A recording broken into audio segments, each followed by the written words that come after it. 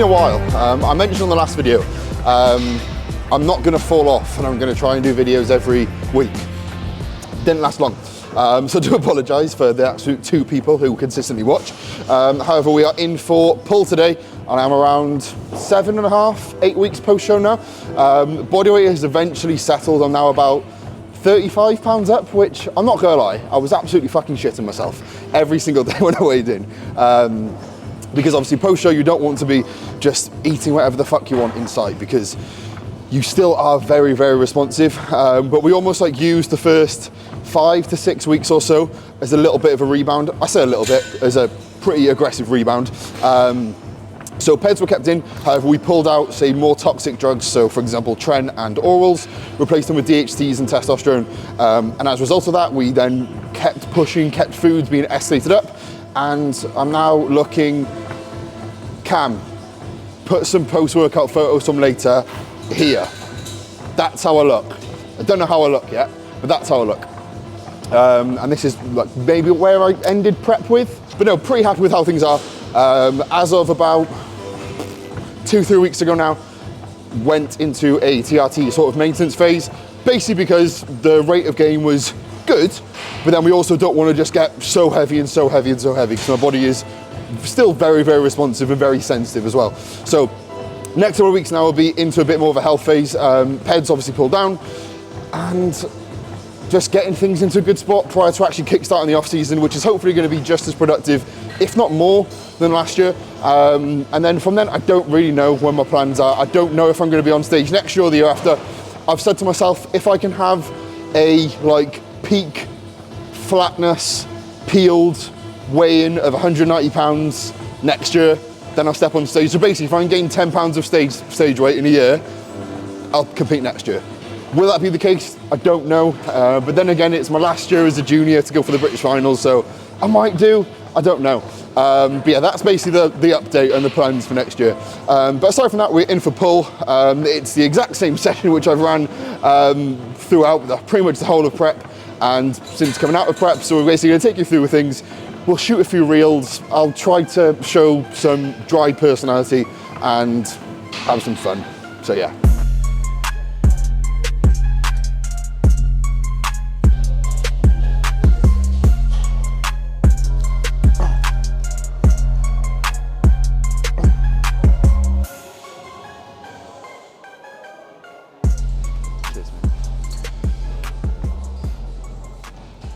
Right, okay, so I say I start off pull. I don't. I've already done calves. Definitely, now I can.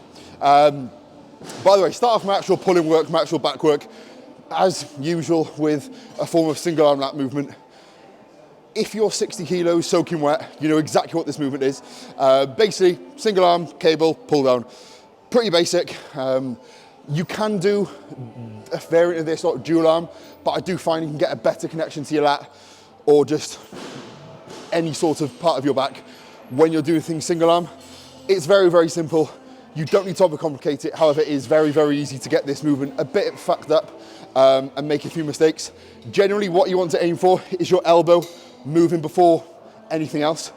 If you're pulling with your elbow, congrats, you're gonna get a good connection to your lat. However, if you're viewing your training clips, so record your training clips, if you're watching the initial pull and it's starting from your hand and your thumb is almost coming too much towards your front delt and it's almost like mimicking something like that, you're probably going to be taking a lot of the load through your bicep and not really getting the most out of your lat.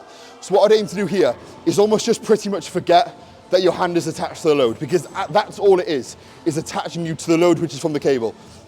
From there, remember to be pulling from your elbow. Don't really worry about where your hand ends up, but just focus on bringing your elbow nice and tight towards your torso, also almost like grazing past your rib cage, and then just coming down almost to where the pocket of your joggers is. Aside from that, making sure that your bicep and your upper, and your forearm I should say, is facing towards the ceiling at all times. Neutral or semi-supinated grip, so get a semi, and you should be sound. But yeah, I do 2 sets of this between 7 to 11 reps, before then go on to my actual more compound work where I've got a bent over flexion row and then a normal barbell row. So basically 2 sets of a flexion row where I'm in a bit of a deficit, or I'm elevated so I'm pulling in a bit of a deficit. and then 1 set now of a barbell row. That used to be a T-bar, but I broke the D handles. We'll get onto that in a bit, but for now, just focus on the easy, tick-tock, boring work.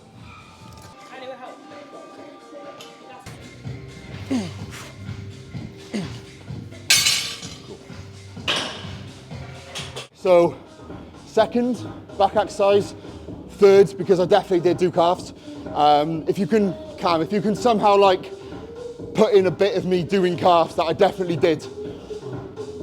Yeah, sound. So, second back exercise really. For about 3 weeks, this was like what I called a really shit T-bar, where I basically just used probably too much load than I should have been doing. Because I basically wanted to, which went from 1 set to 2 sets. However, I can't do that anymore because this happened. Cam, I'm gonna send you a video of me breaking D handles there. So yeah, that was great, that was fantastic. Basically now just reverting back to the flexion row as like the main back move for the session. So here what I'm doing is I'm elevating myself, so I'm pulling from a bit of a deficit. Basically just to challenge the erectors a little bit more. There's no hip hinge in this session, but this is basically going to be our erector targeting movement a bit more so. So now basically 2 sets here. 1 set I will allow to be a little bit sloppier. And it's something which I don't think ego lifting is as bad as people say, but there's got to be a time and a place for it. Now, if you're going into the gym, you're following your logbook, absolutely brilliant, fantastic. However, I do think there is a time to actually sometimes not throw away your execution, but allow things to be a bit sloppier, just to expose yourself to such a much greater amount of load than you're usually used to. However, what that doesn't mean is every single set you're allowing just to say, I'm exposing myself to this great amount of load, so therefore, because I've said that, I'm allowed to make it a bit sloppy. In my opinion, maybe 1 to 2 sets is an absolute maximum for every session. You can have a movement where you allow your execution to have a little bit of a hit, but there isn't a time and a place for that.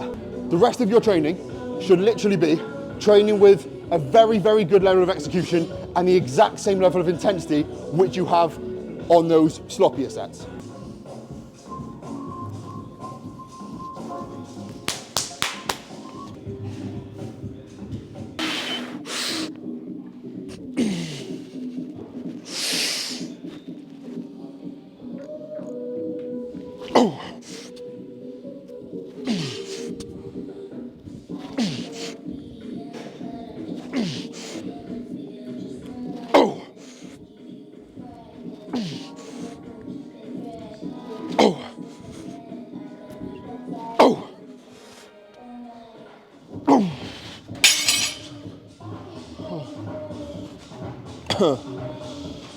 Fuck me.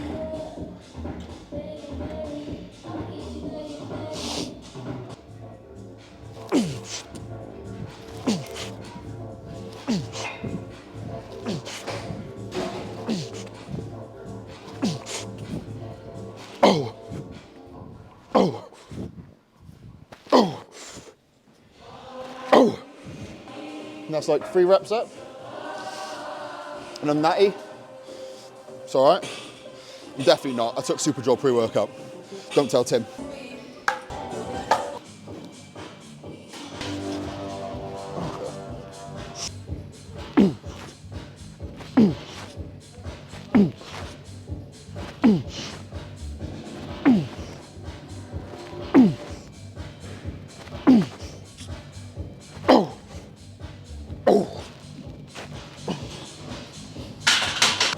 That felt quite shit. Is that all right? Is it? Yeah, don't ego lift, kids. It's very, very good level of execution. Really bad. Yeah, don't ego lift. That's for fucking pussies. I wouldn't do that.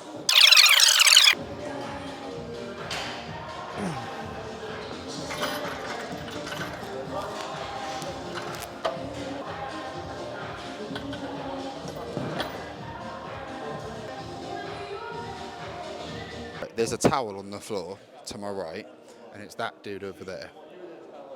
And it says PCA on it. I've come second in every fucking PCA show I've ever fucking done. Apart from British finals. If anyone mentions that, go fuck yourself. But I just can't fucking get away. Any second now, all my fucking failed talking stages will pull up as well.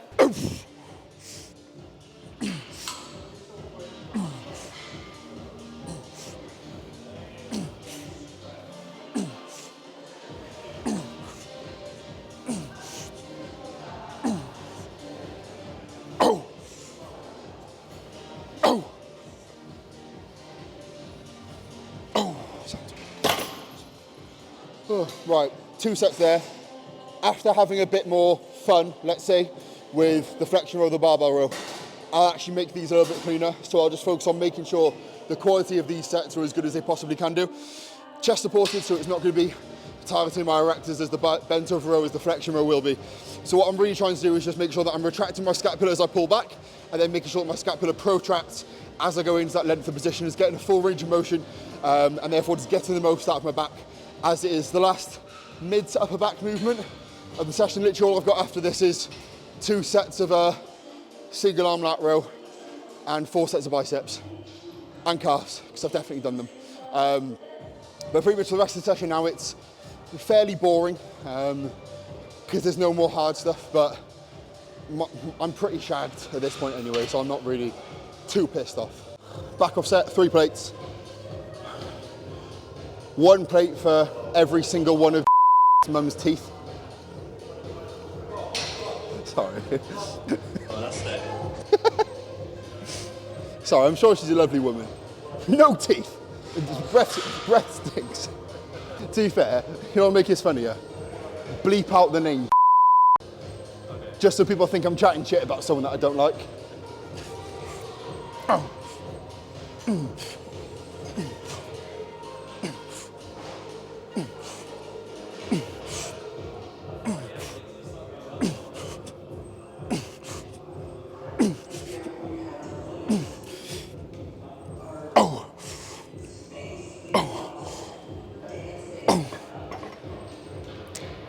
Fucking hell, my testicles. I'm not too sure if you got that on the video cam, but like, my balls are fucked. If I could reproduce, I can't now. So basically I'm on like a ticking clock now for how long until I can't have kids. So if you are looking to apply, there will be a application link in my Instagram bio for me to be the father of your kids. Only 5 spaces available. Get everything quick.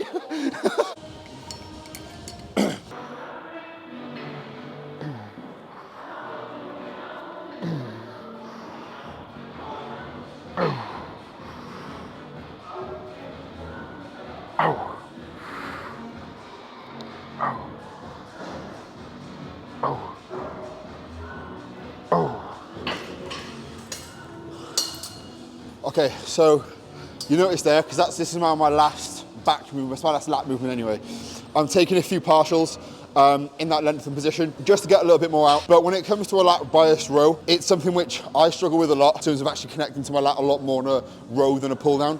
And something I've started incorporating, almost like a bit of a mental cue. Shout out Tom Taylor if you're watching. When you're in that eccentric position, when you are extending your arm, think to contract your tricep. Doesn't make a load of sense straight off the bat. However, with your arm fully straight, imagine you've got a bit of string attached to your elbow and your hip, and that bit of string right now is really, really tight, and you're keeping that tension now on your lat. As you pull your elbow down and back towards the pocket of your joggers, towards your hip, that string is now really loose. There's not much tension through the string, basically. And then when you go through that eccentric, allow yourself to spend a little bit more time through there to really stretch out that bit of string and connect a little bit better to the lat. You don't need to come past your hip, in theory, when it comes to lat movements. Anything more, and you're probably gonna be not taking away from the lat, but you ideally just want to be bringing your upper arm in line with an imaginary line from your hip through to your shoulder.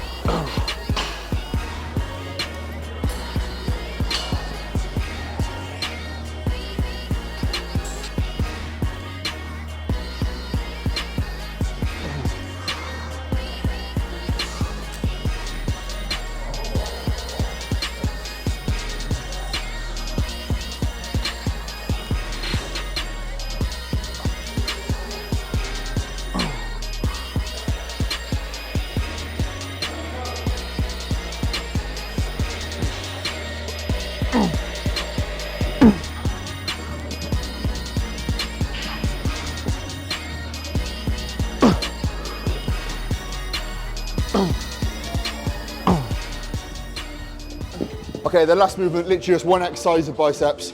4 sets, but I've got an intensifier on both. So after I reach failure, I'll give myself about like 5, 7, 8, 10 seconds or so, and then go back in again. So it's basically like a rest pause in a sense, but it's on every single set that I do. And essentially it's a very good way of just accumulating volume pretty quickly. So across 4 sets, I've basically got 8 failure points. So therefore I'm just removing a lot of junk volume and just getting a lot more sort of bang for my buck with the work which I'm doing. But as you'll probably be able to note from the bits that Cam's filmed, when it comes to any sort of bicep, tricep movement, I'm only really aiming to move at the elbow joint. Yes, there might be some upper arm movement, but it's not excessive. And it's not to a point where I'm flinging my arms up and flinging my arms down, for example. Ideally, when we're doing an isolation movement, what we're trying to do, isolate the muscle. So therefore, when it comes to a bicep movement, all we want to do is move that elbow joint. That's what's going to be is going to be dictating how much of the bicep we're moving. If you're flinging your upper arm upwards and backwards, you're not going to isolate the muscle group which you ideally want to be doing. So when it comes to any isolation which you're doing, if that's going to be tricep extension, bicep curl, lateral raise, pec fly, leg extension, whatever it is, make sure you're executing it as appropriately as possible with as much accuracy to therefore get the most out of that isolation movement.